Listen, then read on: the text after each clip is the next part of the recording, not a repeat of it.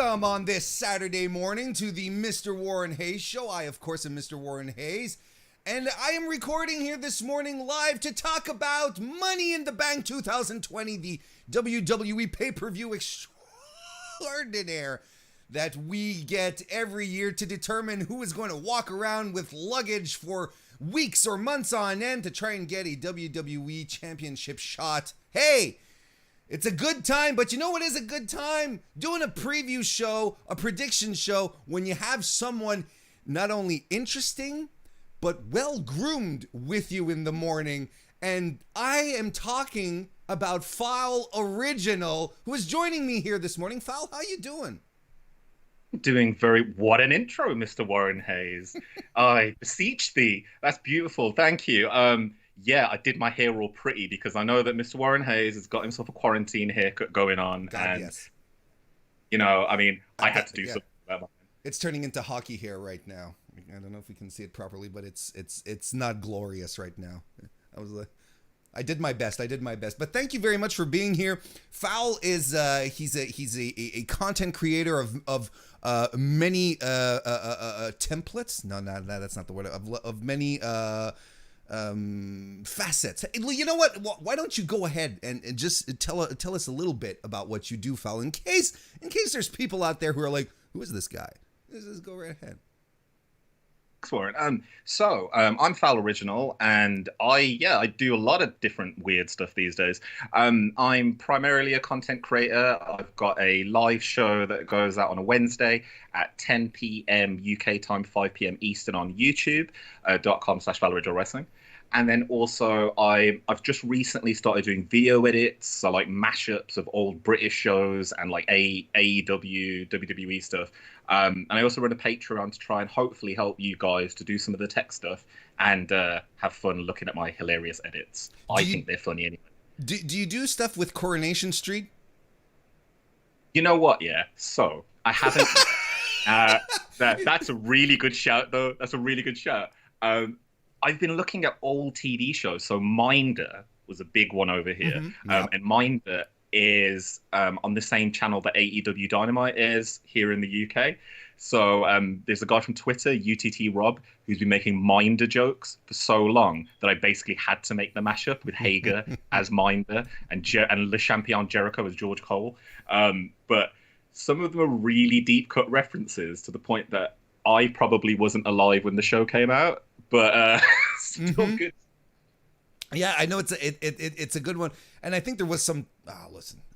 There was some talk at some point. I think that Minder being an old show was drawing better ratings. I think. Look, it doesn't matter.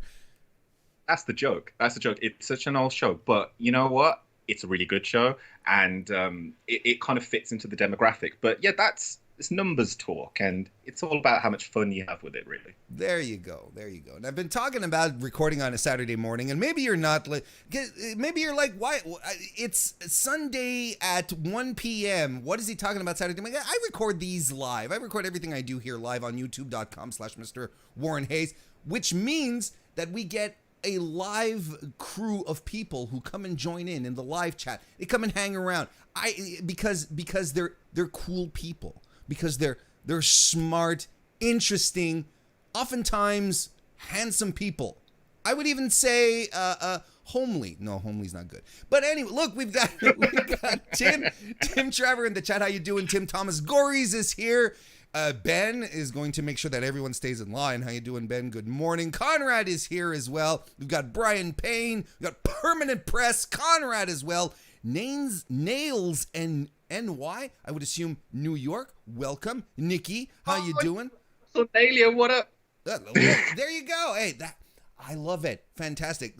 Fowl, the draw, bringing in people from all across the world. Thank you, everyone. And Ryan Smith is here as well. Good morning, everyone. Thank you for being here. And if you ever want to come and check out the live recordings, they're a lot of fun. The chat is fantastic. YouTube.com/Mr. Warren Hayes. Otherwise, you can listen to this video on demand. You can listen to this on your favorite podcast application. It's a good time. It's a good time. But what is really a good time is quarantine wrestling times, depending on your point of view. But I kind of dig it. I think I've gotten used to the empty arenas and so on and so forth.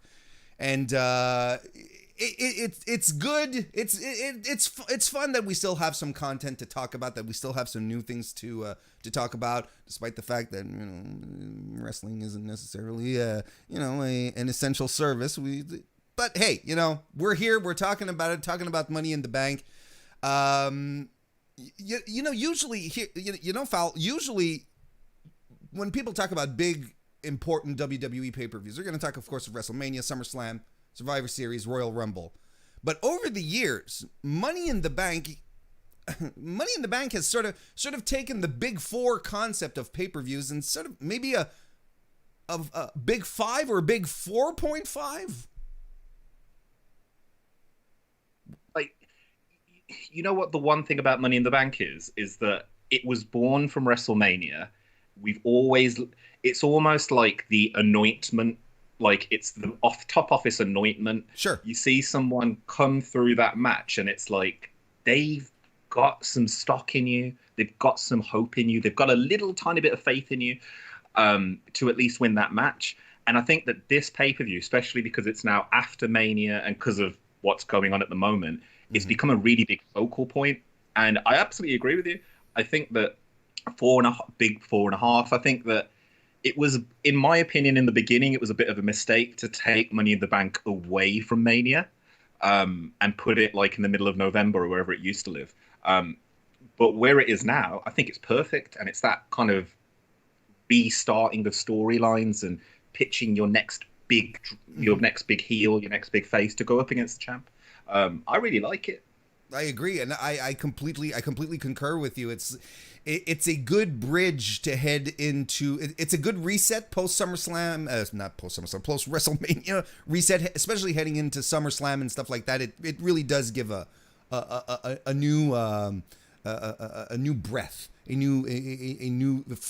a fresh change. It feels good, and there's always that tension with the briefcase, which is always good. But leading into it, early on, we've known about the the ladder match, the main event, for a few weeks now. Into WWE corporate headquarters, climbing to the top of the building, then on top of the ladders. Clearly, they're doing this. Clearly, they're doing this cinematic style. They are. There's been reports actually, and it's been pretty much confirmed that it's already been recorded. It's in the can. It's not going to be live. We've known all of this for a few weeks, but without actually talking about that match, because we're going to get to it a little later, we've only discovered what the undercard has been over the past couple of weeks. How do you feel about the build-up overall to the pay-per-view? It's exactly as you said. Like, I think the problem with Money in the Bank sometimes is that that's the main focus of the show. Like, and it always has been the two Money in the Bank matches. Who's going to win them? Put one at the top and tail it. One at the beginning, one at the end. Everything in the middle is kind of just frame filling. Like, and I think that the build-up has been a bit weird. Like, especially because we've been unsure of, I think, where some of the storylines were going. Sure. Having Drew win in a recorded main event, which end of the day was a good main event, exactly what needed to happen, and then having him go against Big Show like straight away after, like on Raw, it was all a bit, it was a bit weird. But it was almost like wrestling has come back to, especially the WWE, being like anything can happen again, like in a way. So I've really liked this build. It's definitely been strange, like Nia coming back and like all the great work that Asuka's been doing. Oh my god! She's been an MVP, in my opinion. She's been an MVP of the empty arena era. It's been amazing. Being able to see someone who just gives 100% out there all the time. She's been my star for like this whole period of the build-up. Nia Jax coming back, playing with that thing. All of build has been interesting, but like for some of the matches we're going to talk about later, like the Fatal 4-Way tag team match and stuff, builds felt a bit off, but I've not hated it. Like, That makes sense. Sure, sure. It makes absolute sense. I mean, yeah. I mean, something can feel a little askew, but without necessarily being like outright terrible. That's I'm completely with you on that. Just want to say a quick hello to Mags, who's joined us in the chat. Good guy Dave is here as well. Throwback and Kristen Ashley is here. We were talking. We were talking just before we got on the air, and Fowl congratulated Kristen and I on our engagement, and he said, "Congratulations, Warren," and I sort of looked blankly at him, like, "It's on the engagement." I'm like, "Oh my god!" He just no-sold me straight away. I was just like, "Oh, congrats!" And then I was like, "Oh yeah, wait a second, that happened a long time ago. Wait a second, you no-sold it." Here you go, a little bit extra. But no, and I have to say that, like, and I wanted to say this, like, I haven't had chance to work with Warren before, and I really like. We talked about it before, and I won't go over all the flower that I went through, but it's really, really nice to see that story coming together.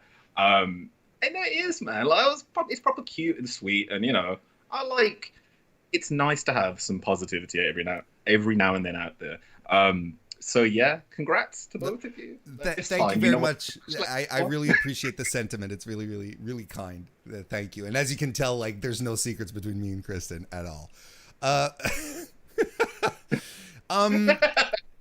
Coming back to the pay-per-view. Couple of so we have pretty much all the matches set up.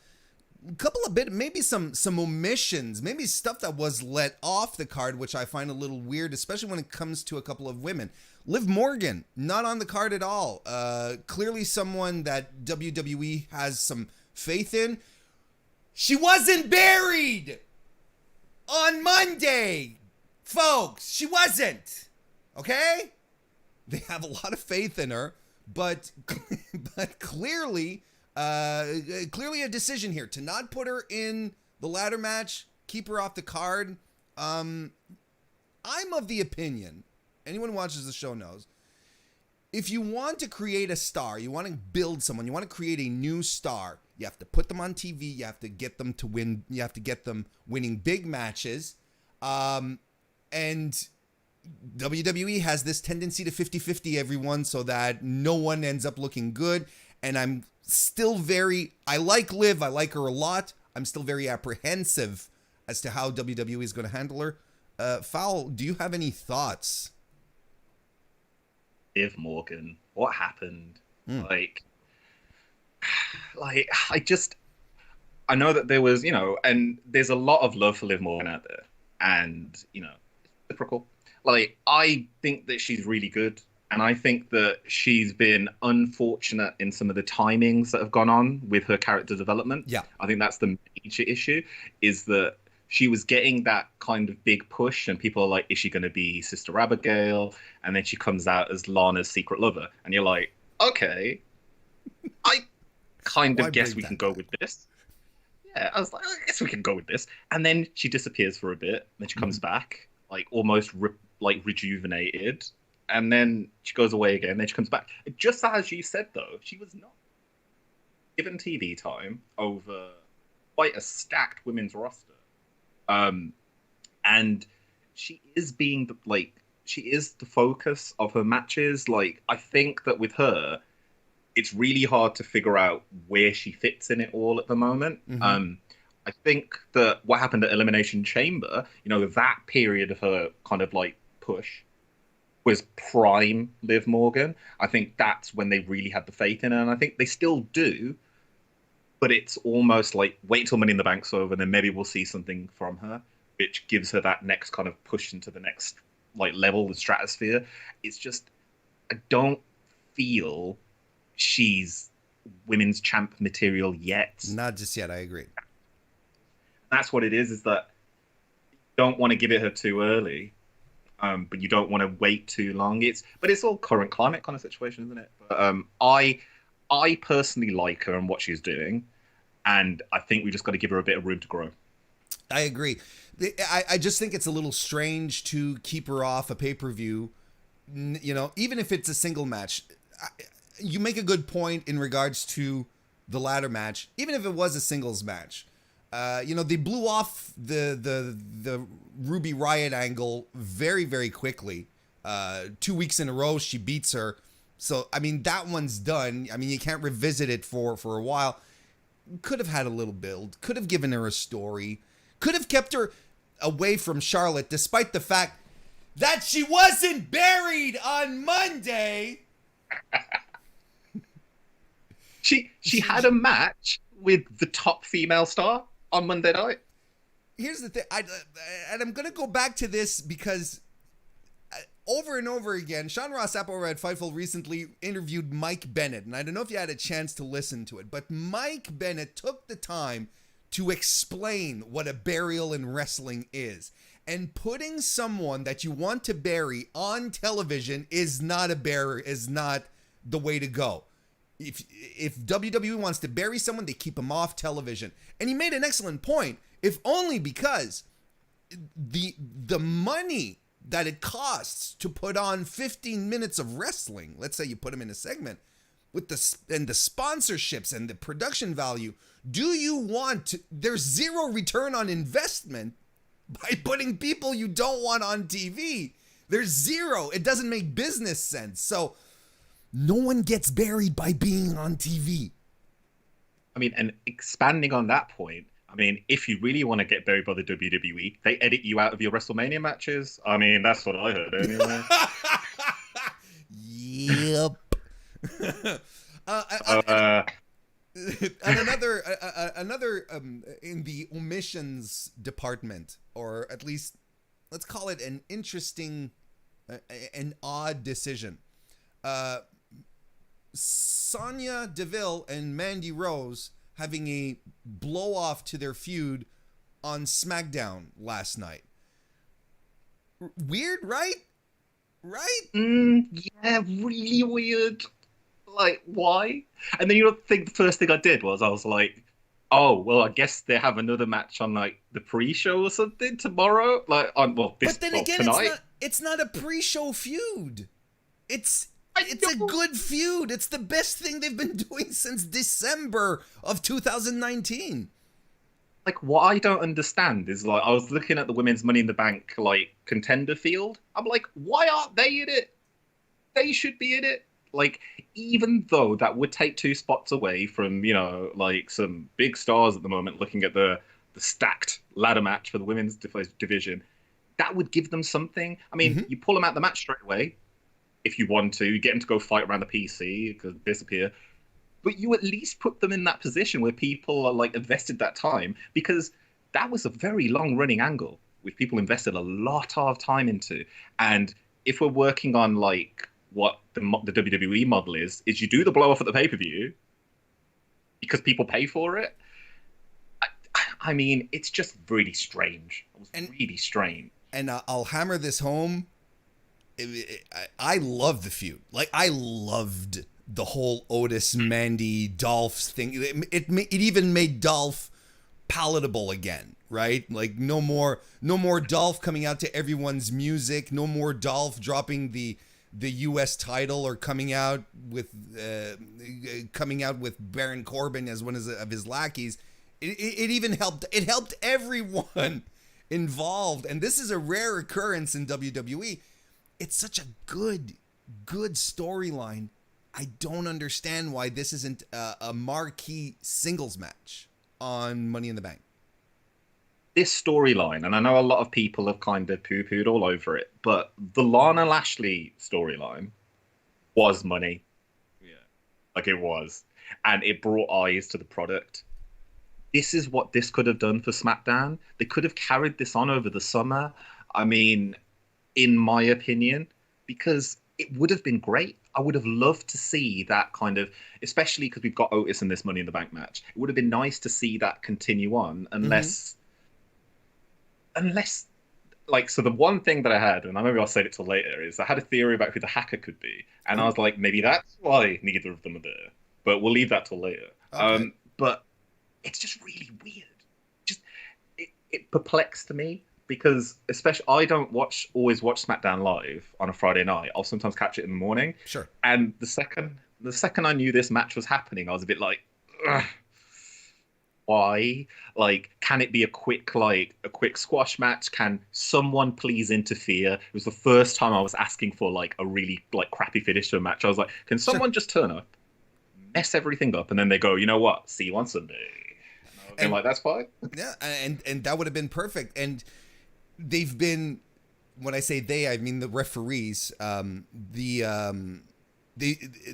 been in a bit of a situation where where they've been ending matches, right? Like, because of the wrestlers being too aggressive. So I was really thinking, maybe they'll just have like this crazy brawl. They just won't stop like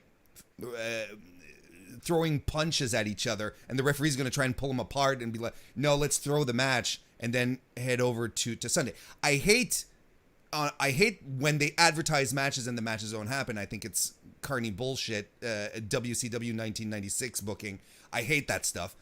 But if it leads into a story, if it leads us into something better, I'm more forgiving in that kind of concept. But yeah, I'm with you. They should have.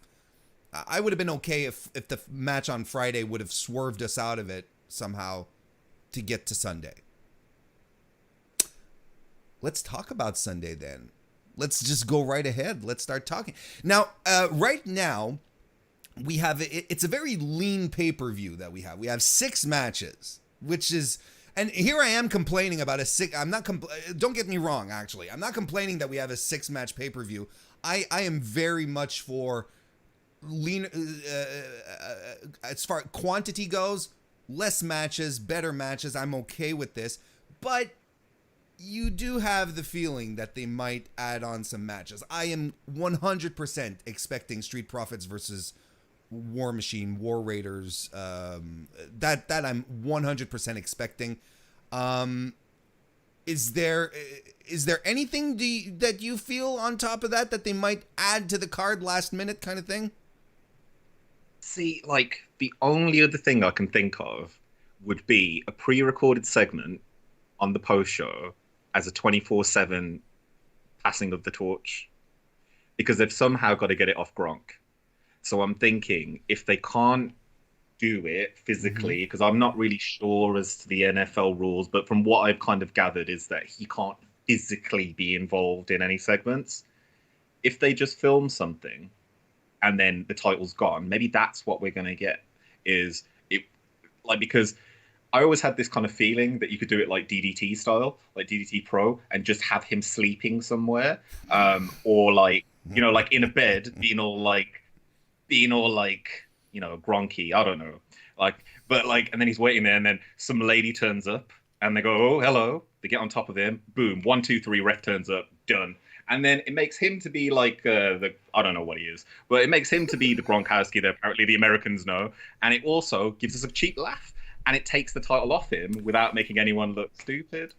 I'd be okay with that, because the 24/7 title is a joke title. It's been comedy, and when it was good, it was good.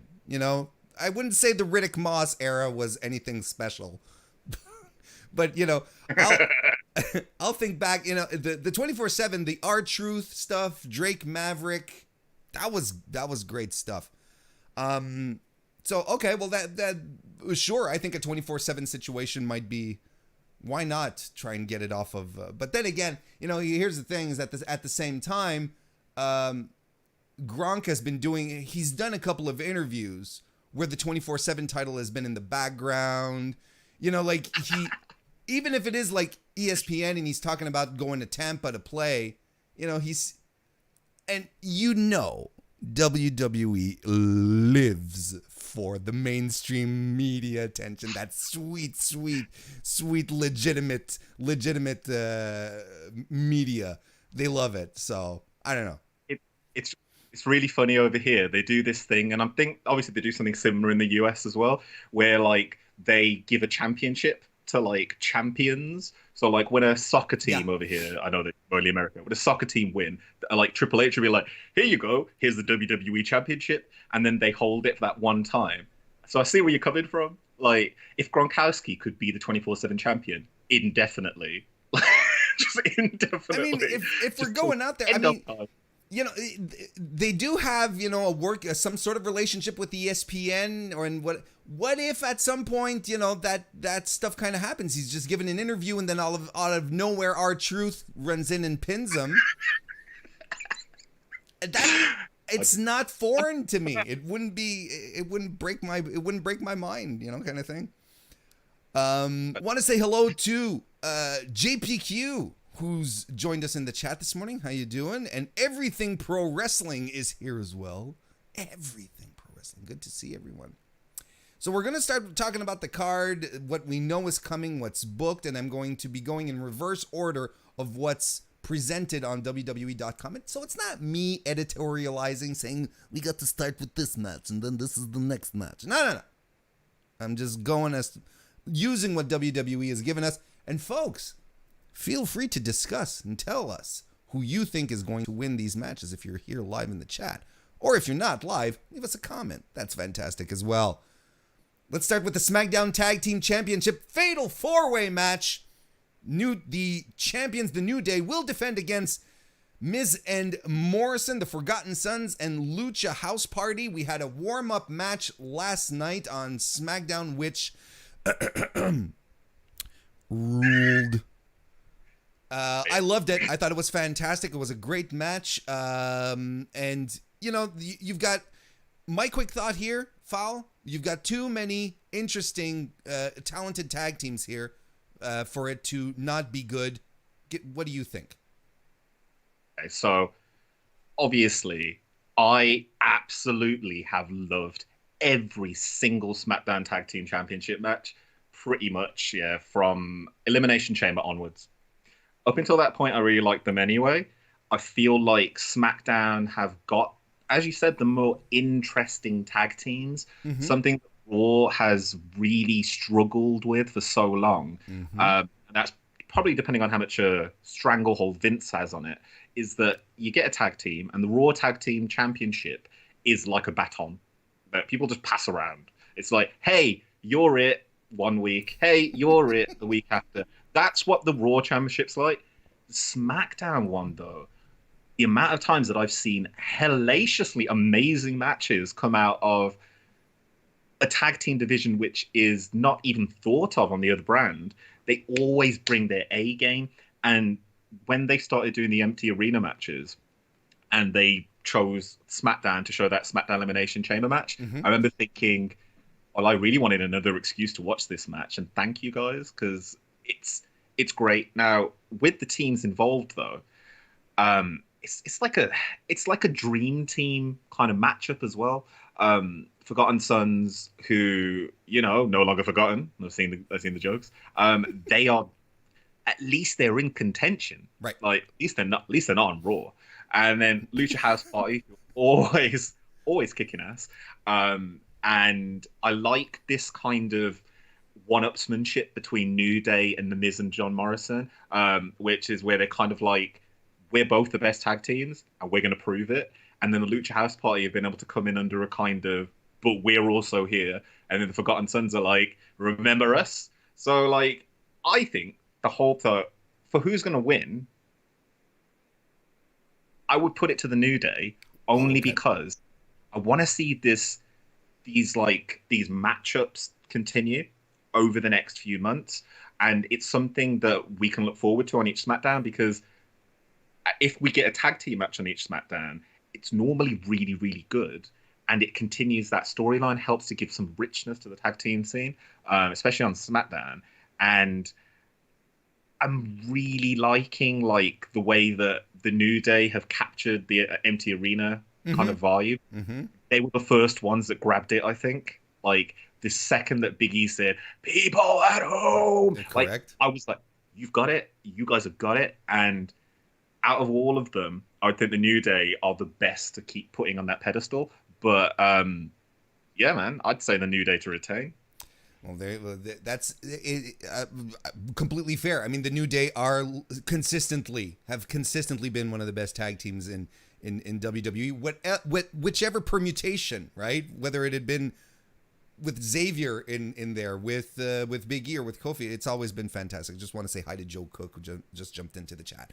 I love the idea of this match for the same reasons that you mentioned. I don't know how much you followed NXT, but I'm really happy that the Forgotten Sons are finding their footing on Main, because they were floundering in NXT, and this is just because the Full Sail crowd never got into them. The Full Sail is very they're very smart fans, and they also have a certain type of wrestling that they really like.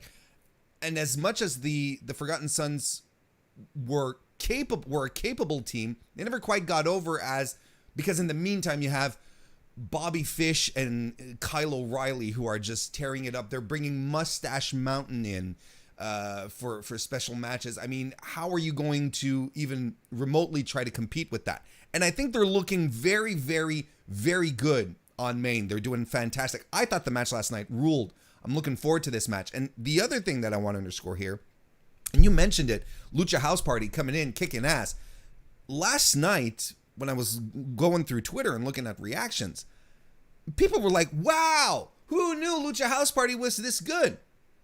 I did, because I used to watch 205 Live religiously. But they were never given... Yeah, go ahead. But I'm saying you're absolutely right. It's SmackDown has become, in my mind, especially the tag team division, very similar to like the heyday, like, Paul Heyman, SmackDown 6 kind of time. Mm-hmm. It's a really good place to show off that you've still got it. Mm-hmm. Absolutely. They're killing it. You're absolutely right. And the match was fantastic. I think the 4-way is going to be amazing. I really do, because you have and let's not poo-poo Miz and Morrison either. I think they're a very, very good tag team. And I think John Morrison is a very, very good tag team wrestler. I really do. I really like his work here better than what he was doing in Impact, even when he was world champion. Although I will say, the ladder match at WrestleMania was kick ass, and he was a major part as to why it was that good. As for my prediction, I am going with the dark horse, and I am going with the Forgotten Sons. I think if you want to, as you said, create a division, make it good, you need some contenders. You need serious contenders. You need credible tag teams. Put the titles on these guys, instant credibility. And don't start 50-50ing them. But if they come in and they defeat and they beat other tag teams, including the New Day, that's a feather in their cap. That's a hell of a feather in their cap. So that's where I'm going. So instant disagreement between Fowl and I on the first match. It's getting spicy. In the chat, we have a couple of people calling for Forgotten Sons, Miz and Morrison, the New Day. Not a lot of love for the Lucha House Party though, but hey, we'll see what happens. I mean, that's it. They have some great tag teams that they can pick. I don't think there's a bad answer here in and about itself. SmackDown Women's Championship match. Champion Bayley defends against Tamina. Bayley's winning. Yeah. Yeah. I mean, yeah. Yeah. Like, yeah. I spent ages, before like trying to come up with something for this, and I've literally written one word. I've just written Bayley. I couldn't. It was really nice that the Usos came on the bump the other day. Was it backstage? That was really nice. It made Tamina cry, but. Here's the thing, right? We've heard the stories. Everyone loves Tamina backstage. Apparently, she's wonderful. She's very welcoming. She takes care of the women. She's fantastic. So that's a good thing. Tamina has never had like standout matches. Like she never has. They've done, when I say they, WWE have done a fantastic job with social media recently, with her appearances. The little vignettes, angry Tamina and all that kind of stuff that you've seen on social media. They did a fantastic job creating a character for Tamina, which is something she's never had outside of just being frowny woman, you know. So good on her, and for that. I saw a lot of people last night saying, "Wow, what a great match by Tamina." Tamina looked good last night because Sasha and Bayley worked their asses off to make her look good. And I'm not saying that in a bad sense. I'm not surprised that Sasha and Bayley did that for Tamina, but Tamina, she was standing and receiving offense, essentially. So not to take anything away from her, her knees are shot. She's had surgery. She's up there in age as well. There's no way they're taking the title off of Bayley before giving us the goddamn match with Sasha. Well, they almost had the match yesterday. They didn't they do the old I can't think of the name now. Rock paper scissors. They rock paper scissors. Like that was, I think, the closest we're going to get to see a match this side of summer. The closest confrontation they've had so far. That is like the most heated I've seen them as well. Like of anything else that they've done. Even when Sasha's kind of been like, "It's okay, Bailey, go do this." Like even then, yeah, this was the most heated. And I saw that there was a lot of technique there. And I saw that there was a lot of time and effort put into that. And, they had worked on that spot, absolutely. So they must have. So good. Bailey retains. I think we're both in agreement. Nothing for Tamina this time around. Universal Championship match.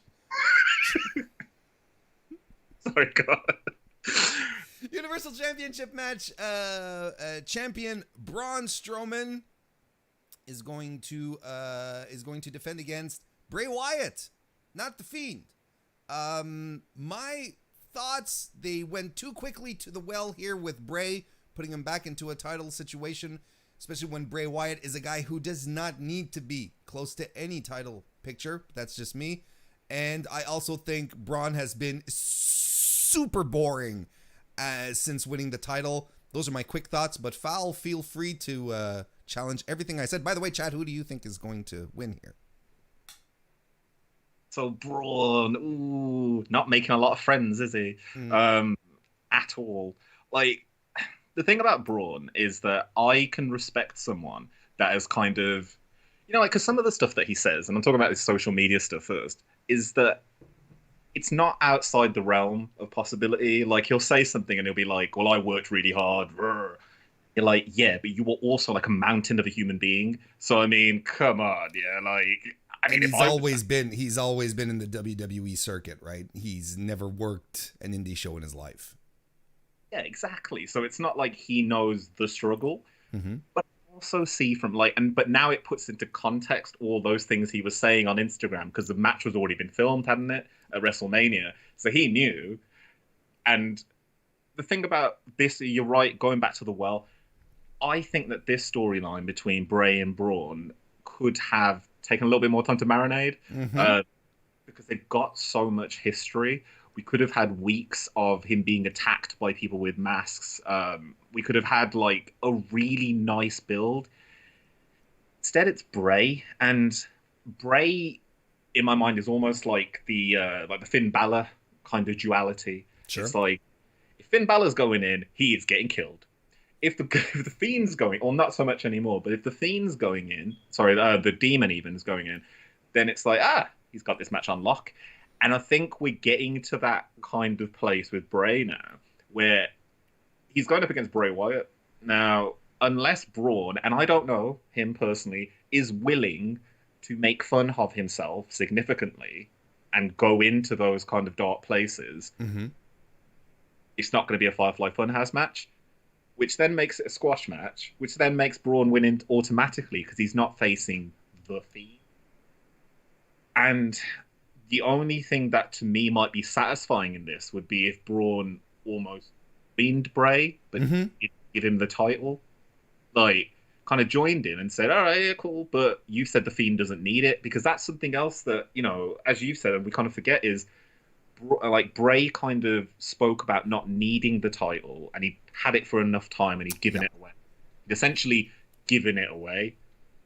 So why is he coming back for it now? Like, there's a little bit of a weird logic there, but what I like about Bray is that he can fill in the gaps for us if we need to give us a little bit more of an idea of what he's talking about. But It's been boring.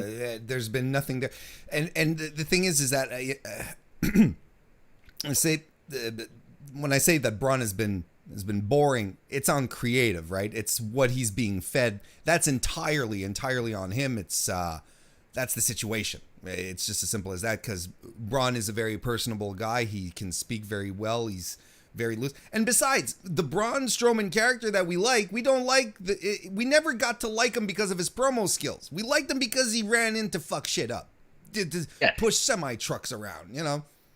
He was the beat up John Cena of his era. Yeah, he was exactly. like, oh my god. The second we heard that I'm not done with you, I remember everyone went from, oh, this guy to, oh my god, I'm not done with you yet. Oh, that was fantastic. Dude, I love that so much. But yeah, and then that's the point that he's kind of come from, and I think that it's hard with Braun, like, because he's not really an underdog, No. and I think that's something that's a bit hard to do with those kind of big guys.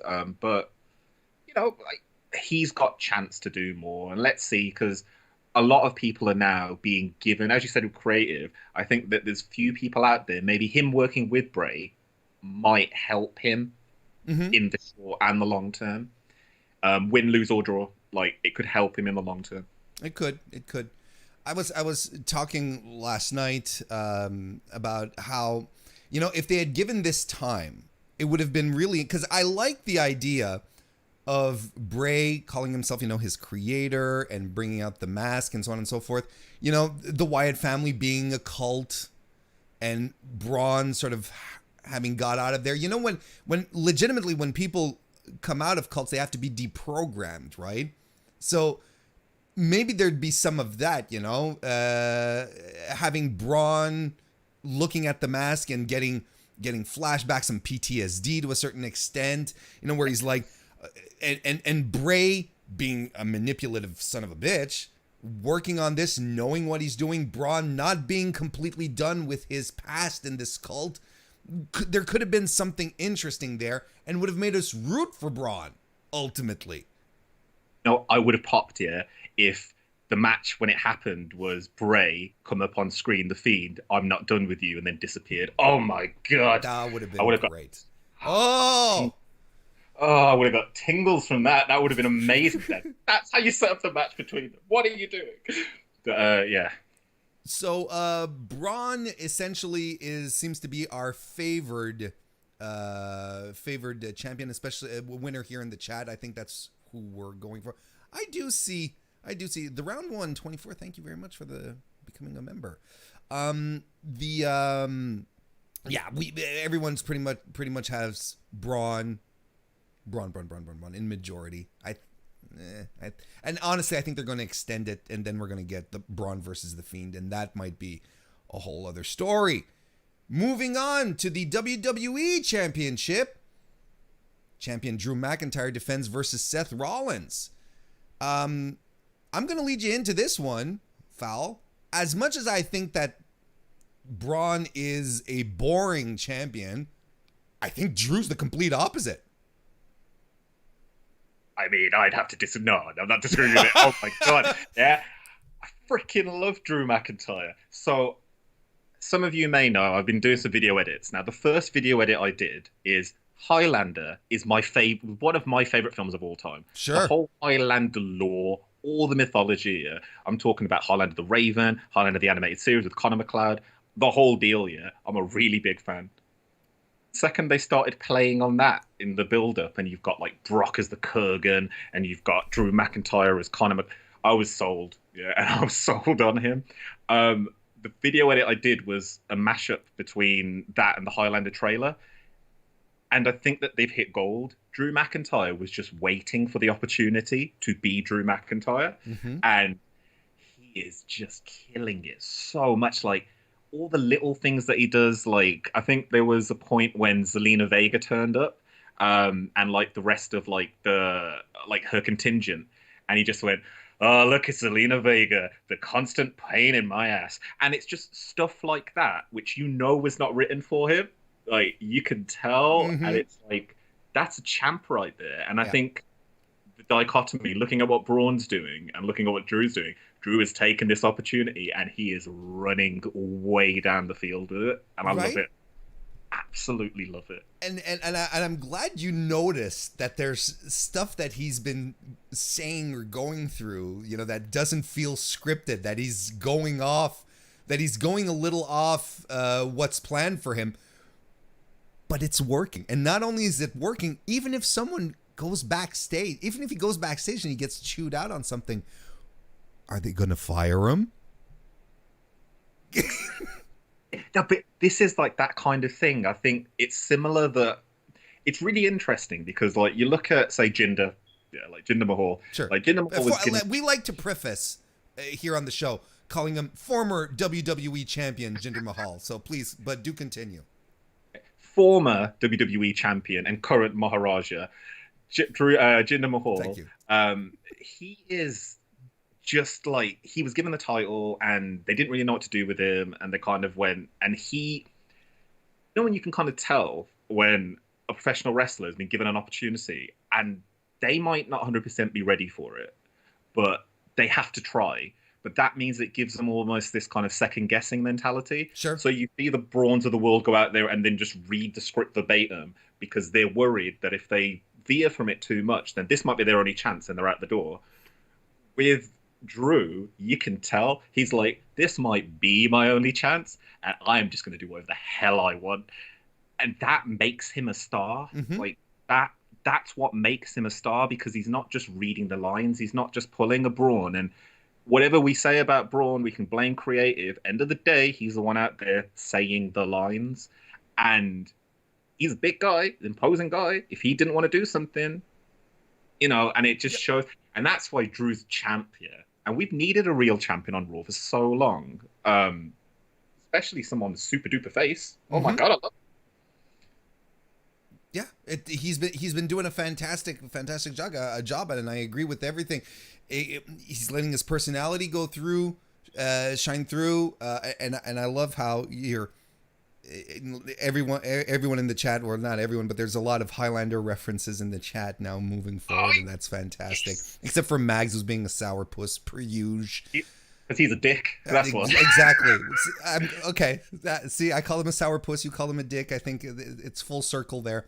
But I love you really much. Let's talk about Seth for a second, though, because Seth, we can go back to the heel turn last year, saying that it's something that was necessary for Seth, and I think he's embraced the heel persona. The Monday Night Messiah stuff has been real good. It's been toned down with the PC era because there's a whole bunch of people who aren't around, who weren't involved in that angle, and that's a shame. Samoa Joe got injured, then the travel restrictions got in, so Kevin Owens, he's stuck at home. The AOP, I think one of the two guys is injured as well, I believe. Okay. But we've kept that going nonetheless. Buddy Murphy's still around. Seth is a good logical challenger for Drew, because Seth he's a former champion. He's a main event guy. Seth is someone that defeated Brock as well. So, it puts him on that same kind of level. And, you look around Raw and you try to figure out who could go up against Drew and who could give him a good match, who could give him a good feud, who would also be believable. But I think like when you get someone like Drew, and I think this is, again, maybe an issue that happens with putting someone in that position. Like Drew's earned it. Like he's worked his way, he's clawed his way to that point. So you've got some respect for him. But I see other people that are put in that position, and then you'll have someone who be like, all right, so Drew McIntyre next, it kind of happened in a way. Drew McIntyre next week will face The Big Show. And it's like, okay, we know he's not going to lose against The Big Show unless The Big Show is getting 4 seasons and we didn't realize. Like, but, you look at that and you go, all right, doesn't feel right. Of course he's going to beat them. And if he loses to them, he's a schlub. So having him against, what I would say is probably the top heel on Raw, one of the top competitors on Raw, and one of the top, improv guys who's comfortable in his skin, that's a really good feat. and it's also, as you said, it's a logical feud. It Mm-hmm. makes logical sense, doesn't it? It's like, who else? Because Drew's been very similar in a kind of, if you want a match, come ask me. Who do you think would be the loudest voice, the most ballsiest person to go straight up and go, all right, it's me then? Because, Midnight Messiah, you might have heard. So I really, really like this. I And do. I I do. think great stuff from these guys, even with the hand strings. It should be like, there's no reason why this match shouldn't be good. There's no reason for this match to not be entertaining. I'm looking forward to it. It should be fun. Chat seems to be siding with Drew McIntyre here because there can only be one. I'm Of course. going with Drew as well. I mean, I can't not go with Drew. He's the bloody Highlander. Like, uh, You know, he has his side in Blood of Kings. when he returned, when he jumped into NXT, right?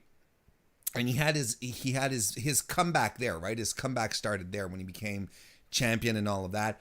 When I saw him come back, I'm gonna tell you, if I was of the female persuasion, or if I just swang for the other team, my God, like that guy, I mean, I'd bury my face in that chest on a nightly basis. My God.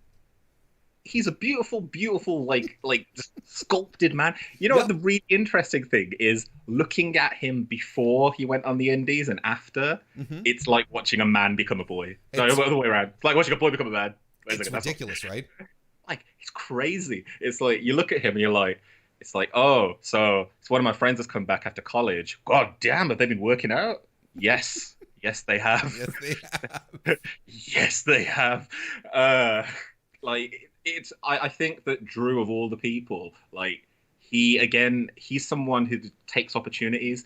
He took that opportunity to go away, make an amazement out of himself, and come back with not a chip on his shoulder, but with like, did you see those shoulders? Like, god damn! Like, I mean, it's just like, That's a hell of a chip.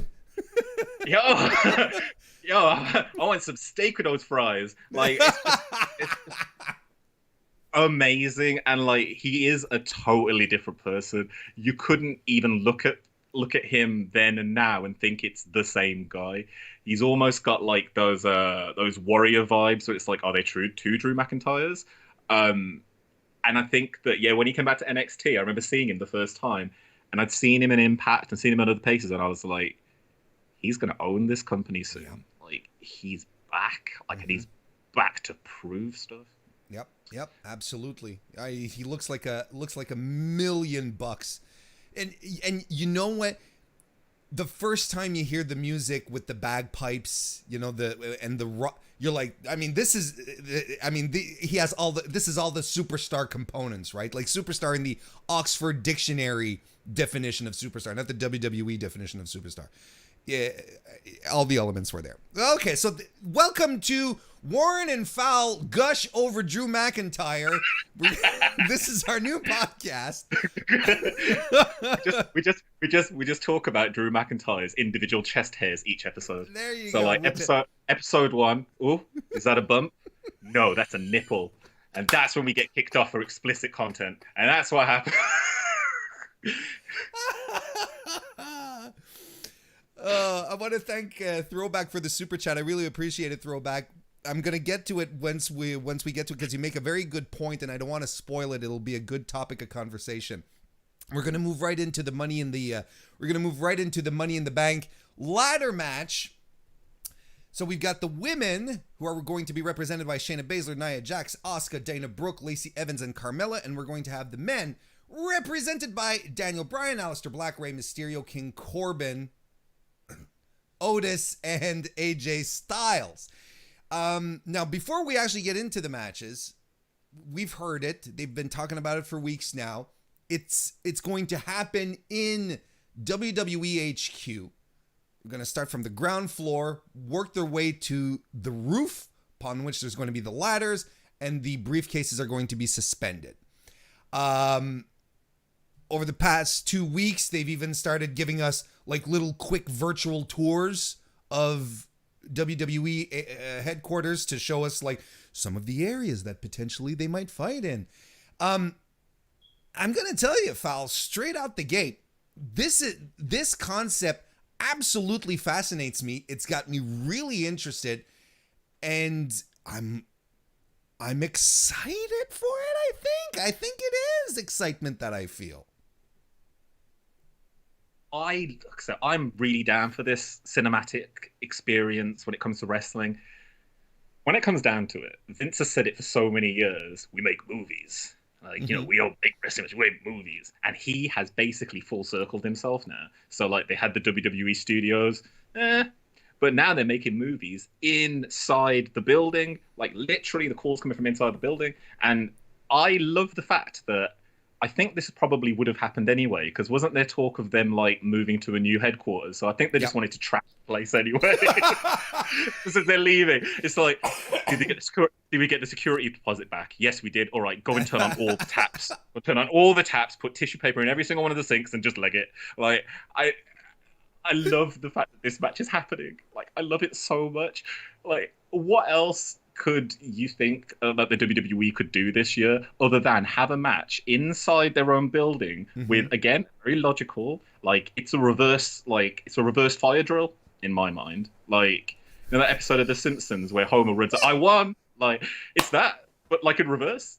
They gotta run. They gotta run in the building. Reverse fire drill. I love it. That's the best. It's the best analogy I've heard yet. It's like I'm wondering, are they all going to be like sprinting? Are they going to be like starters blocks to start with? Are we going to get to see someone like push someone out the way as they all run inside? Like, are they going to lock off the segments like in Cube? Like, if anyone's seen the movie Cube, are they going to lock off the segments so that like as they go into floor 5 has been closed and everyone's dead? Like, and then they move to floor 6. Like, is that what happens? Like, either way, and then both of them happening at the same time. We're going to get split screen action. We're going to get like, I don't know, we're going to get GoPro cams, I'm hoping. We're going to get like so much going on. Maybe Hornswoggle will be like a cameraman. I don't know. No.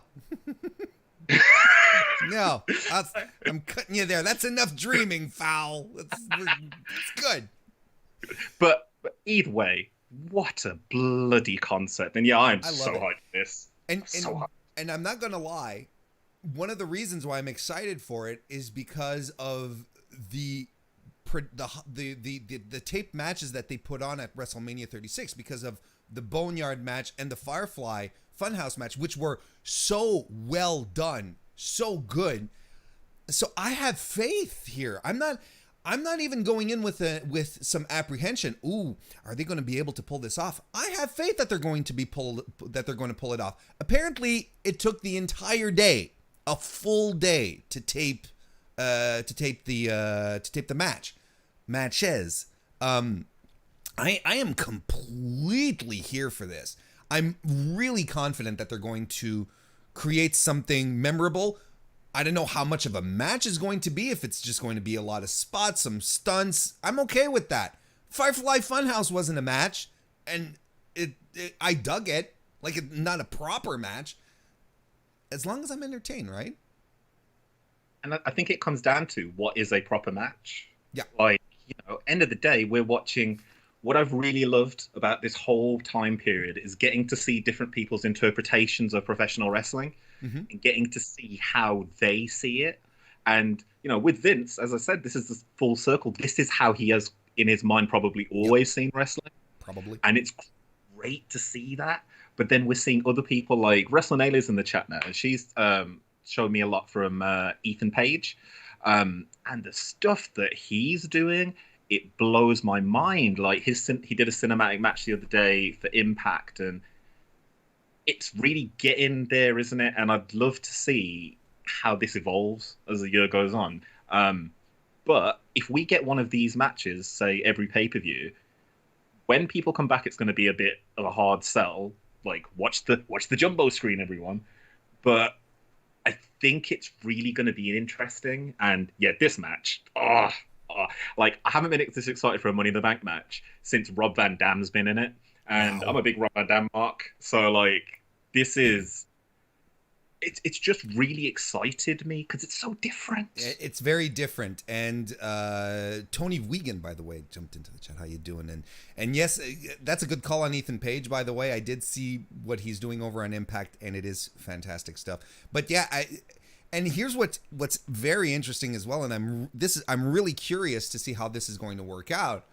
But they did say, you know, women and men competing at the same time. We're not getting 2 matches. We're getting like one Money in the Bank event, and the men and the women are going at it at the same time. Are we expecting some crossover? Maybe, Fowl? Like I had a theory that maybe we might cut to it over the whole night. Mm-hmm. It might be like, let's go check what they're doing. I thought maybe like that, but again, that's one of the thoughts I have, because that way you can kind of keep that vibe going through the whole show without having like a block of maybe 20 minutes. But either way, I see maybe like what we've got, like a split screen every now and then. It's like, let's go to the men's match. Okay, so there you go. So two separate matches, but like happening within the same environment. Okay, I can get behind that. Sure. So let's talk about the competitors then. Starting, let's say, with the men: Daniel Bryan, Aleister Black, Rey Mysterio, Corbin, Otis, AJ Styles. It's a good lineup. Very, very fantastic people here. I like to poo-poo on Baron Corbin a little bit, but not as much as other people do. I think Baron Corbin is a fantastic wrestler. I just think he's being given horrible shit material to deal with, and his delivery is not good. Otherwise, I think he's a very, very good wrestler. There's nothing but top tier material here as far as the men go. Daniel Bryan, of course, is a former winner, I think, and Corbin as well, former winner. AJ Styles has never won. It's one of the only accolades he hasn't had in WWE this far, Fowl. I didn't know that, actually. That's really interesting. Now, as obviously we are currently in the age of immortal AJ Styles as well. Yes. I mean, anything is possible.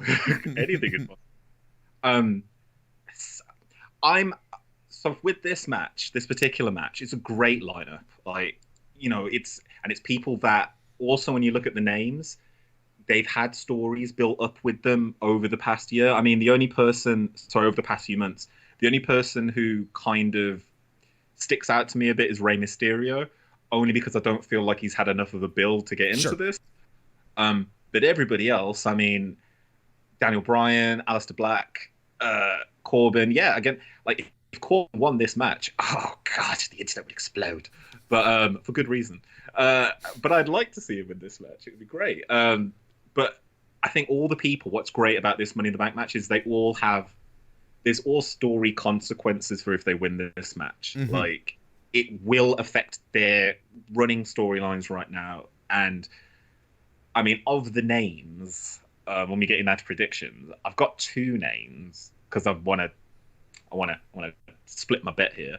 Okay. But I've got it as either Otis or AJ Styles. Okay. This all kind of depends on who wins between Braun and Bray, because I think Braun versus Otis is a good match. But then you'd have, obviously, AJ. I mean, then you're fancy booking in the future. Then AJ versus Drew. That's a money match there. But Otis would be an interesting win here. Mm-hmm. I think he's got so much stock in him. And then they put him in that match yesterday as well, didn't they, on SmackDown? Well, Friday night on SmackDown with Gulak, and he was the third man, wasn't he? So maybe. And I'd like to see him win it. And in this kind of cinematic match, it's believable. Sure. It would be possible, absolutely. I mean, that kind of reasoning makes sense. I know a lot of people saying, "Oh, Aleister Black needs to win it. Aleister Black needs to win." Aleister Black doesn't need to win it. Aleister Black has won 88% of his matches in 2020. Like, he should be having a championship match like right now. He has the winningest record. He barely lost a match in 2019. Most of the matches he lost were were DQ finishes. So moving here, Aleister Black, in my opinion, as much as I'm an Aleister Black guy, I don't think he needs it. I don't think a guy like Daniel Bryan does either.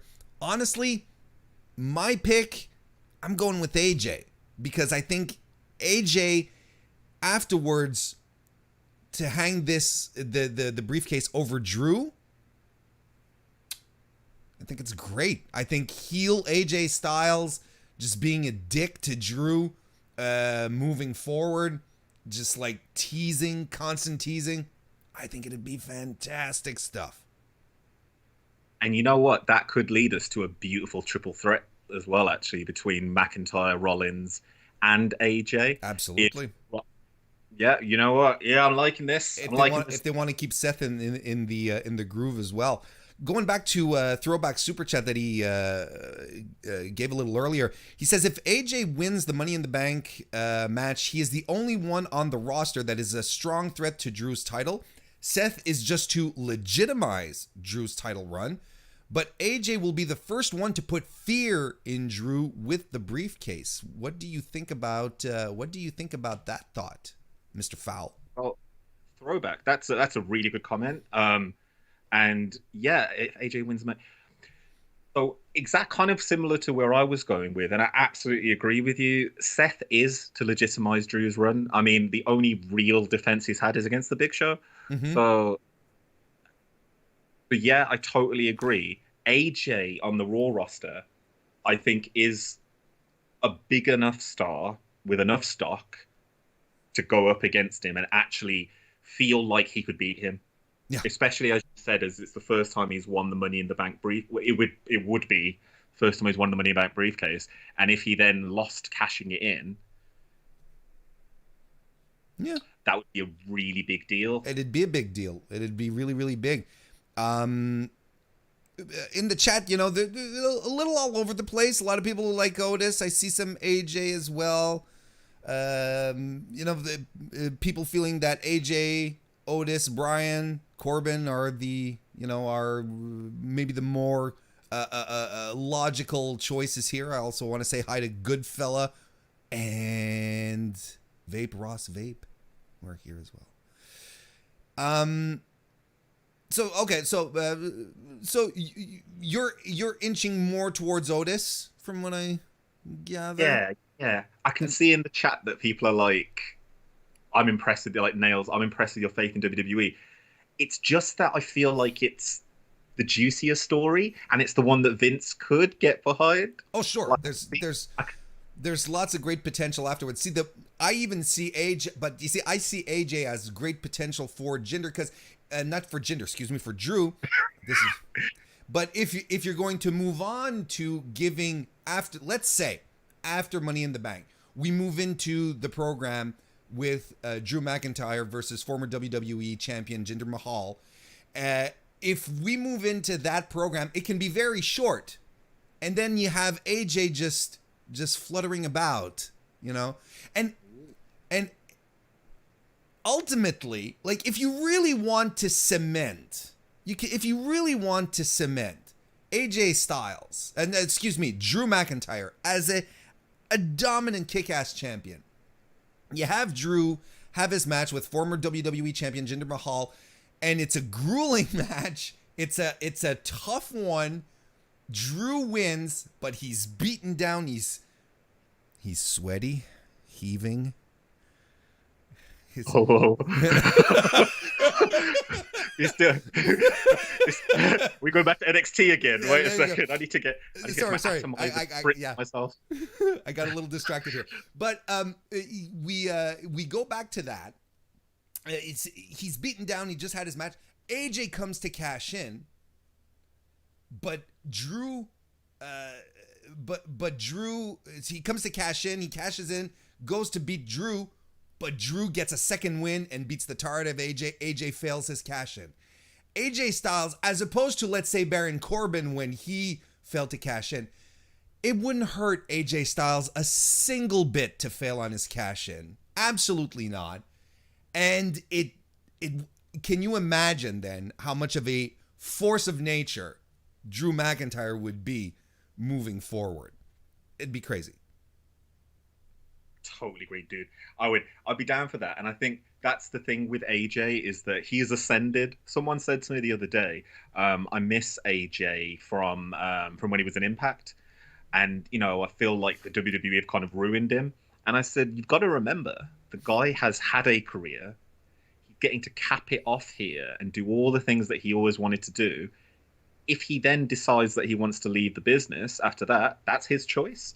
People forget the long, lengthy career and accolades he had before he came to the WWE, and he would definitely not be hurt by a loss to the up-and-coming WWE champion. No, absolutely not.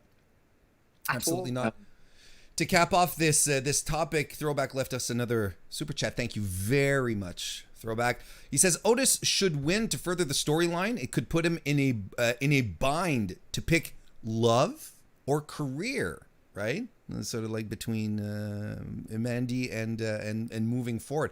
I'd even go as far as to say with his tag team partner, with Tucker as well, But he says, but AJ will win. There are two things AJ hasn't won: the Universal title and Money in the Bank. He says if they open it up, AJ could cash in on Braun.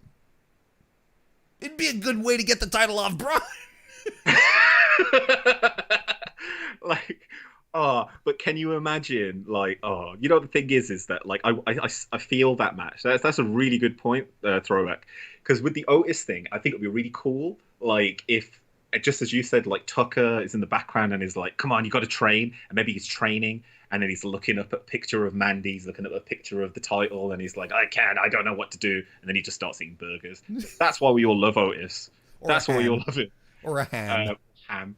Exactly. No, he's training. You can't eat ham, lean meats now. So, but yeah, I think that'd be cool. And with AJ, I'd love to see that move back to the Money in the Bank briefcase being a brand agnostic thing. Mm-hmm. Because right now, I think that it's cool. Then it gives that little bit of element of danger. And yeah, you know what? I would love to see AJ just say, you know what? I'm challenging you. What are you going to do, Braun? Yeah, that's it. In his court. I like it too. Let's move on to the women, man. Then Shayna Baszler, Nia Jax, Asuka, Dana Brooke, Lacey Evans, and Carmella. Carmella is a former Money in the Bank winner. She's a former SmackDown Women's Champion, thanks to that very cash in. Nia Jax has done stuff. Shayna Baszler is a two-time NXT Women's Champion as well. Asuka, longest reigning NXT Women's Champion, undefeated streak. She's won the SmackDown and the Raw. Hasn't she won Raw and SmackDown Tag Team Women's Championships? I'm doubting on the SmackDown. I know she won the Raw one. I just was it SmackDown one that she won? Yeah, no, she didn't. She didn't win the SmackDown one. Oh, she didn't, because she was in the program with Carmella and James Ellsworth, wasn't she? Oh my God, yes, she was. Yeah, I remember. I'm gonna try and push those thoughts out. The worst thing is when you think back to that moment, James Ellsworth dressed up as Asuka and cosplayed as her. That's the worst part. That's the worst part of it all. Chat, let us know who you think is going to win the women's Money in the Bank match. I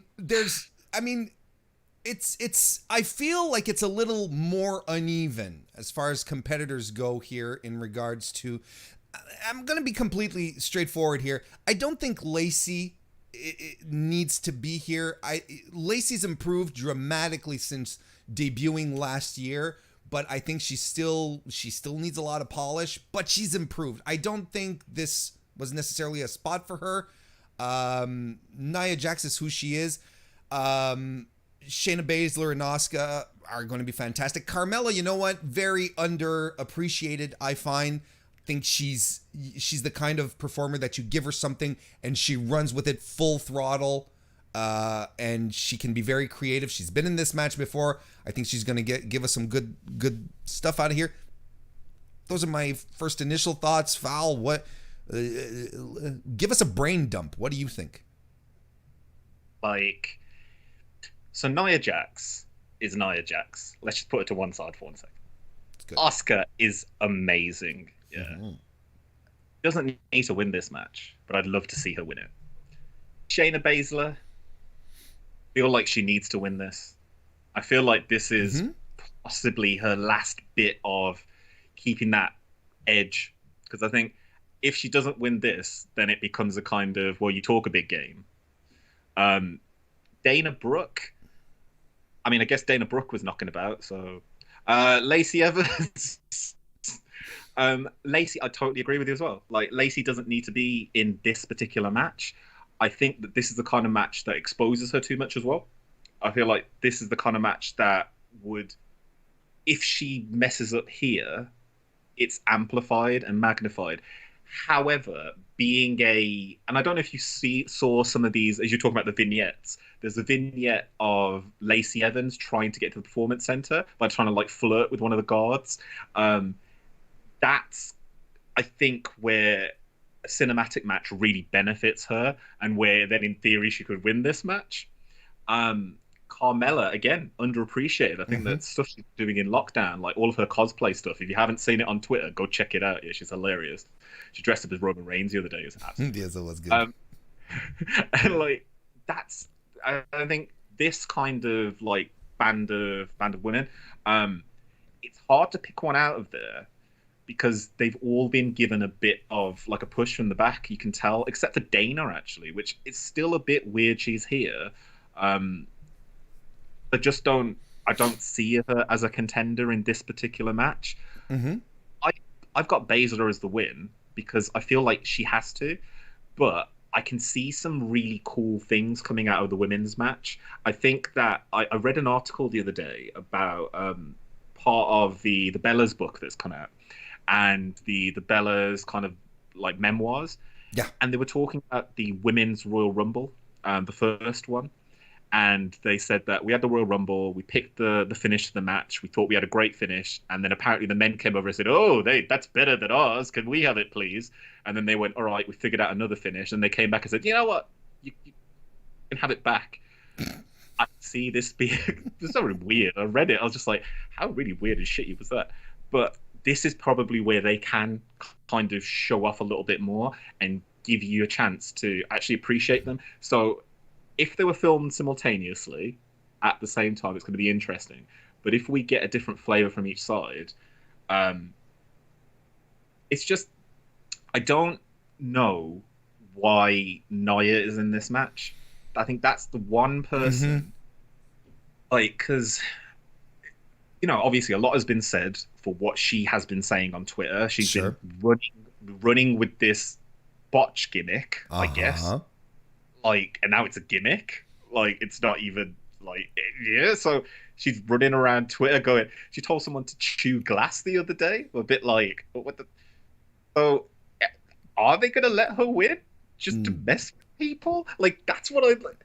This is where like my Vince senses start tingling, and it's like I see it. It's like, it's not good heel heat. It's not good heel heat, because I mean, you injure women, and then you're like, ha yeah. You get pissed off because I legitimately hurt people. And you're like, it's like, yeah, it's like suck on that. I just did something real. Like, maybe that's part of it. Maybe it's like, I'm the realist thing here. I don't know. I honestly, look, I'm with you. I'm with you on that end. It completely. I don't even see Nia winning at all. You make some good points. Here's what I think. I don't think Asuka, like you said, I don't think Asuka needs the Money in the Bank briefcase at all. They can switch Asuka on or off at any given moment. It's not a problem. I even don't think Carmella necessarily needs it. They just have to give her something to do and she'll be great. We've talked about Lacey Evans. That's fine. We've talked about Nia. That's fine. Here's where it boils down to me. Between Shayna Baszler and Dana Brooke. And I have it. If you were to ask me, like right now, go ahead, ask me. What's my pick? Ask me. What's your pick, Warren? Dana Brooke. Why? because Dana is she if you want to create a star, you want to create someone new, fresh, who's never been in the title picture, who hasn't even been considered a contender, who has been consistently improving, who has been with the company for years at this point, doing what she's told, being a good soldier, and give her her time, give her a moment where instantaneously you will have people who are going to be 100% behind her. Dana's your woman. You give her the Money in the Bank briefcase, and she is gold. She's done. She is going to be the underdog, come from behind babyface without having to book her as an underdog, because that's how everyone perceives her right now. No, there's no way she's going to win. On the other hand, you make an excellent point in regards to Shayna being like, hey, it's put up or shut up time, lady. You're supposed to be this big deal. You have to get the job done. And you're not entirely wrong. The thing is that she still has this undercurrent of feud with Becky, right? I wouldn't consider their match at WrestleMania to be the blow off the end to their thing. And I think it's something that they can go back to in a snap. If Shayna wants the title, she wants Becky, she can just walk up and start beating up people until she gets what she wants. That's how she's booked. And you're right, you're especially right when it comes to how she's been booked. She devoured the women's division in the Elimination Chamber. Why would it be any different in the ladder match? Why should it suddenly become more competitive? You know, you make an excellent point nonetheless. One thing I could say is I'm actually now kind of going along with your Dana Brooke thought, and I've just thought the one thing that no one would ever see coming, if they kept it under wraps, and it would blow all of our minds, Batista run in. It seems to have cooled off, and she has a boyfriend now. Oh, does she? She has a boyfriend now. Yeah. He's a mixed martial artist. I was going to say some of the stuff that I've seen that she's working with a particular mixed martial arts organization. They put some stuff up on Fight, and she's really involved with them actually. Yeah. So, but I didn't realize that she was going out with him. Yes, she still does the Batista bomb though, which I think is cool. But yeah, I think that one fizzled out. Hey, you know, it would have been fun, but what can you do? So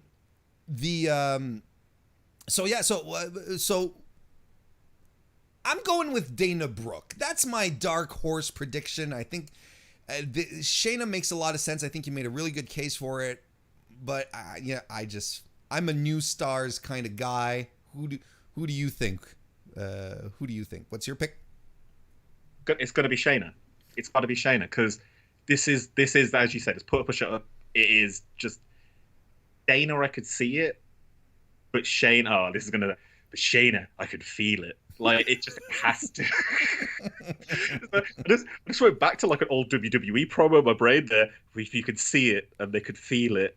Oh God, what promo was that? Anyway, I feel like it was My Sacrifice or something. But yeah, I think that it's just Shayna doesn't win. Like, and the Elimination Chamber, it was fine, but she doesn't win here. Like, yeah. I agree. I mean, I'm a little torn. I just have to. I'm going with my heart on this one. I'm just going with my heart. Who gets thrown off the building? Nia Jax, please. No. Okay, men or women, it doesn't necessarily. Yeah, we're. Okay. So I had this theory that AJ would try to do like a Styles clash to Rey Mysterio, and they'd go off the building. Like that's one of my things, because that would explain why Rey's there, but like not really. And like they've been talking about someone going off the building, so AJ hitting that on Rey. Obviously, we know AJ's immortal. So yeah, that's what I was going to say. Exactly, AJ will just pop back up on Monday and he'll be fine. You know, Rey will be dead, but AJ's fine. Wouldn't it be hilarious though if they did lean into that? Wouldn't it be absolutely hilarious if it's just like he falls off a building and he's back on Monday and you're like, what? And he's like, yeah, I'm not a zombie. I'm not a ghost. Again, he cuts that. So good. It's so good. So yeah, I'd love to. That is one of mine. The other one I saw was King Corbin throwing off, say, Rey Mysterio. Basically, Rey Mysterio is going off the side of here. Like, that is guarantee. I'd go with Rey Mysterio as well. My dark horse prediction is Elias shows up and throws Corbin off the building, sort of making a full circle of all the garbage. But I mean, that's some creative booking. If we're sticking to the participants in the match, yeah, I think Rey Mysterio flies off. I think that's how it goes. Yeah, no, and I think on the other side, I would say that Asuka would take some, and that's why I think Nia Jax would go off. I think that Asuka would happily try to give a maneuver to Nia Jax, and then just go over the side, just screaming the whole way. It's like a colourful blur. There's a colourful blur just goes over the screen. I think that would be great. Cuts to a wide shot of the building, and you just see it's like a comet falling. You know, that's the shooting star. You know, just like Japanese screaming. Or maybe it just says alternative language scream, alternative pain. Like,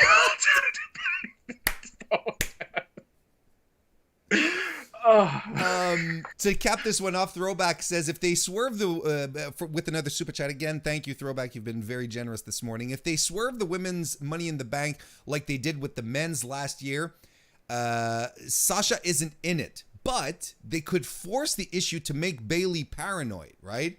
So it would make sense to force the Bayley versus Sasha match at SummerSlam. So basically he's saying, you know, what if, because we'll all remember Brock won last year. Brock wasn't involved.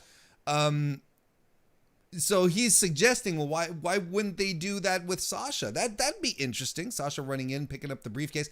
Man, they have to pull the trigger on the Bayley and Sasha stuff for sure. But here's the thought, and it's Sean Ross Sapp last night that brought this up. Both briefcases are suspended at the same time. What if it's two women who pick up the briefcases? What if it's two guys? You know, it's like they haven't specifically said so far. There's one briefcase for the men, one briefcase for the women. All they've been saying, and they've been putting emphasis on this, right? They're competing at the same time.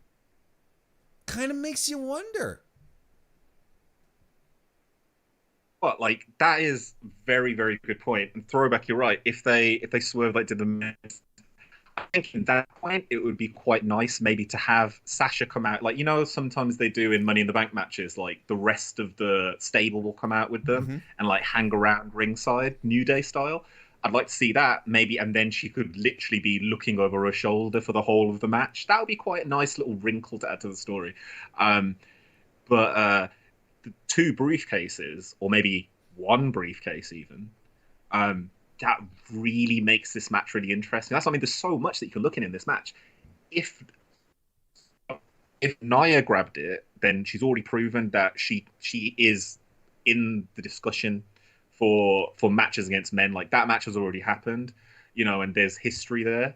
But I could see themselves see the WWE writing themselves out of that as fast as possible. But I'd love to see a bit more of a kind of mix-up.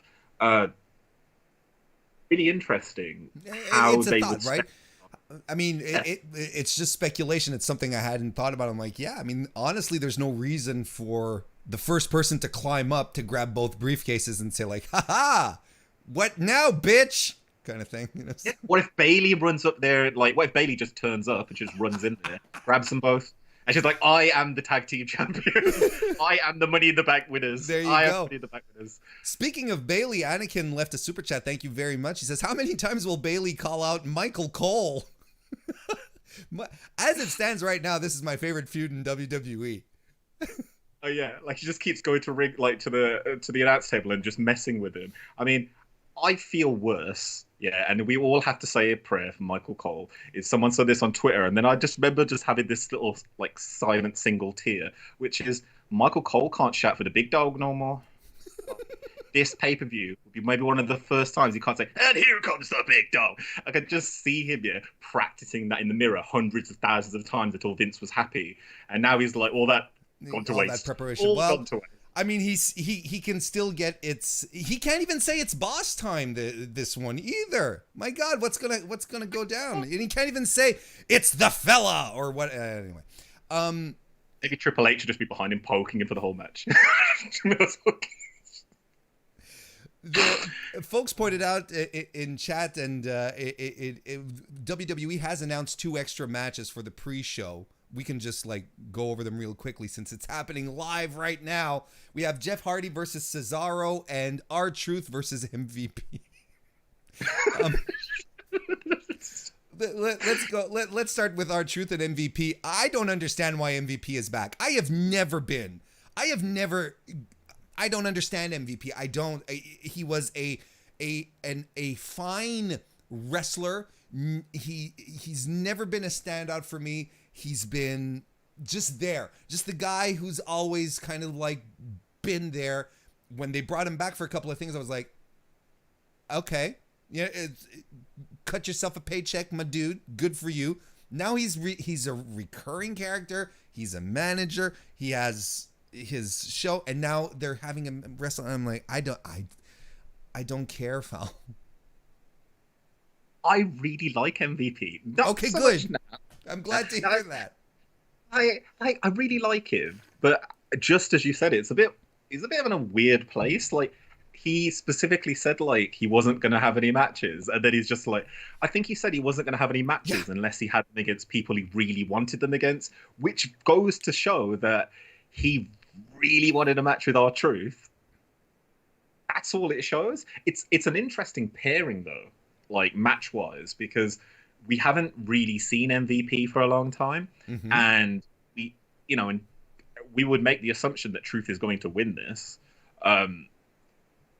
It's a bit of a weird match, but hey, it's nice to see MVP out there doing stuff. I think that he got lost in the shuffle a little bit, and I'm very surprised he didn't go with the let goes recently.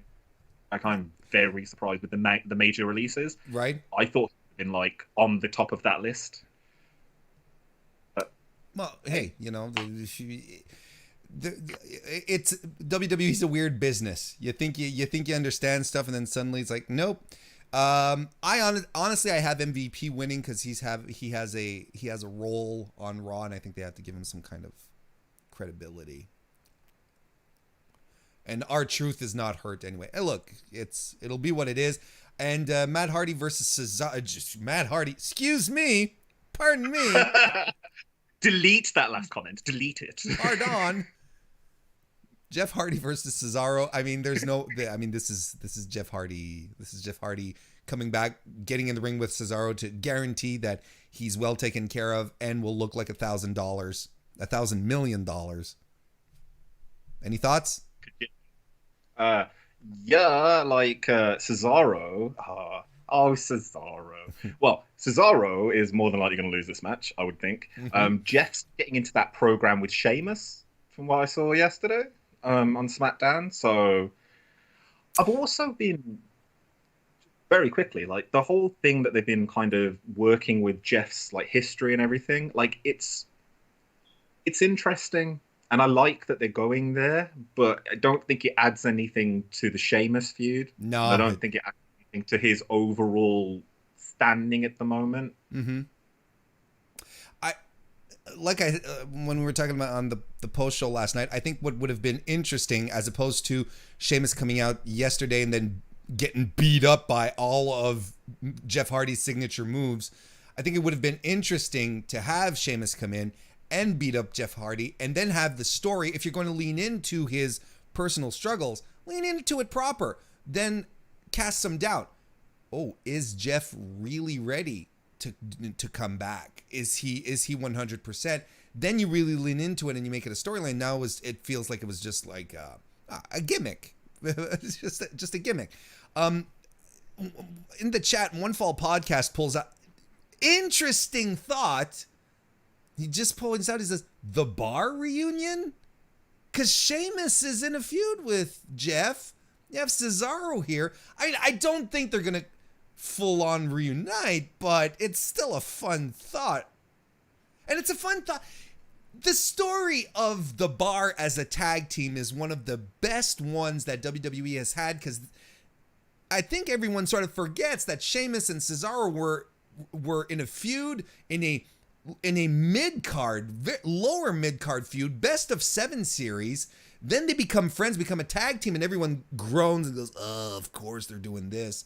The competitors who suddenly respect each other. But they turned into a legitimately good and entertaining tag team for 18 months. They had a good run, and the bar will be fondly remembered, Fowl. Like, as you said, when that Best of 7 series started, I was like, oh, because they had them at weird times as well. It would be like, Sure. This one's on a free show, this one's on a random Raw, this one's on a random, I'm going to say Velocity, but main event. This one's like here, like, yeah, the main event, like all the different random bits. And so, like, they were making you follow around to watch them. But I think after the first few, they had like a draw, didn't they, in the last match? Yep. Like, of that, they had a draw. And then that's when they went, oh, I guess we should team up and like rest. Because stuff, and I was like, oh, but it was really good. It was like, great. you know, they both had the mohawk, and like, well, not both had the mohawk, but they both go in for like that kind of really like gritty, like Streets of Rage look. You know, like, like, I loved that, and the gimmick of we raise the bar. I was like, you know what, I like that. This is good. No, they don't raise the bar. They are the bar. Like, and I loved it. Yeah, I loved it. I love the whole deal. It's weird, man. Like, just to think that a lot of like, because I remember thinking of some of the other Best of 7s, and it's kind of like the story normally is like at some point, as you know, they respect each other, and then they're like, hey, we should team up on the lower card than this feud. Like, and then just don't feud on the pre-show. Like, but yeah, they did so well, and you know what? They really, I think they really held the SmackDown Tag Team division in high regard. You could tell that they did as well, and they were and they still are. I'd like to see a bar reunion. That'd be great. But I want to see the rated RKO reunion first. Then we can go to the bar reunion. Interesting stuff. Well, they are showing up on Monday. We'll see what happens. Well, that's those are the matches for Money in the Bank 2020. We've pondered through it all. Fowl. Overall, like if we were to give like a final impression, I think we're in for a surprisingly entertaining show. I think it's going to be a good one. It's going to be one that's going to go down in memory, I believe. Any final thoughts? Yeah, I'm so down for these variety events that we're getting to see now. Variety events. I like that. I like it. They are, aren't they? They're like, we get the buffet every time we watch the WWE now. We get that buffet of wrestling, and I really like that there's something for everyone. And yeah, this Money in the Bank match, this is the die hard of the genre now. We're now getting to like 80s, like, you know, super action hero stuff. So when Dana Brooke turns up there with her, like, you know, full on set of guns, and she's shooting everyone down, and like, you know, there's helicopters blowing over, and there's like, someone said like Brock should just come down on a helicopter and just take when that happens, like, it's gonna be so good. Leaps off the helicopter and then lands in superhero pose, you know, with the pavement cracking and shooting star press off the and he lands on his head, but it's okay.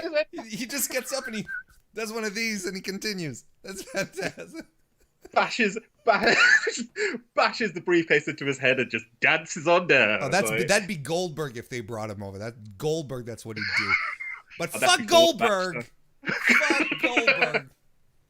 I'm sorry I put his name out into the ether. I apologize. Fowl, I want to thank you so much for joining me. It's been a long time coming. We should have done this sooner. But nonetheless, I'm really glad that you came on the show today. I really appreciate it. Let everyone know where they can find you out there. So, thank you, Warren. It's been a really good show.